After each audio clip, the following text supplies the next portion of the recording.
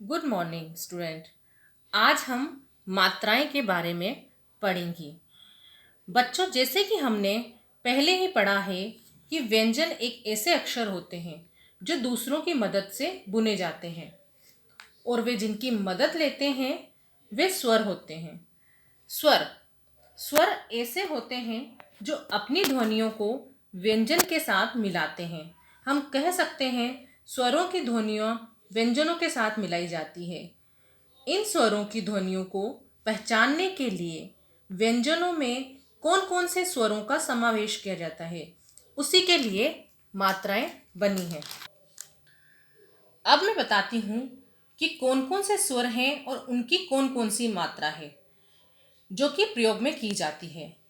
तो हम यहाँ एक तरफ स्वर लिखेंगे और दूसरी तरफ उनकी मात्राएं। अ अ अ एक ऐसा स्वर है जिसकी ध्वनि पहले से ही व्यंजन के साथ मिली होती है, तो अ की कोई मात्रा नहीं होती।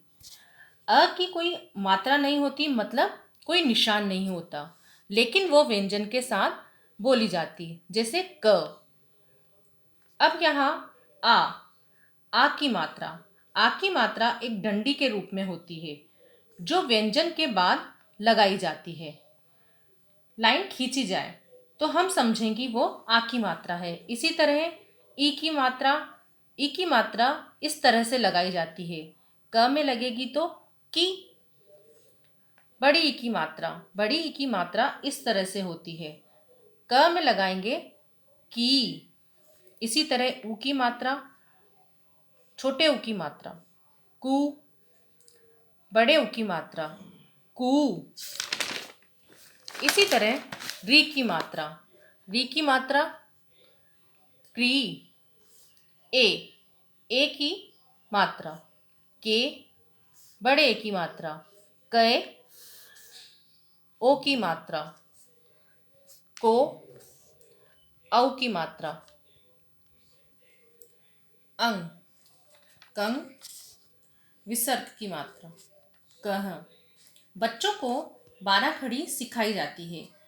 इससे बाराखड़ी इसलिए कहा जाता है क्योंकि इसमें 12 मात्राओं का है। री के अतिरिक्त री की मात्रा के अलावा जितनी भी मात्राएं हैं वे सारी मात्रा जब किसी अक्षर के साथ मिलाकर लिखी जाती है तो हम उस अक्षर की बाराखड़ी कहते हैं। बच्चों, जिस तरह से ये क की बाराखड़ी मैंने यहाँ लिखी है उसी तरह ख, ग, घ की बाराखड़ी लिखी है।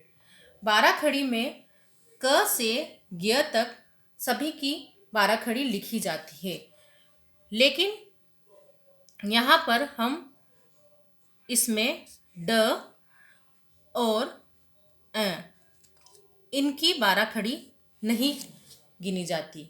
धन्यवाद।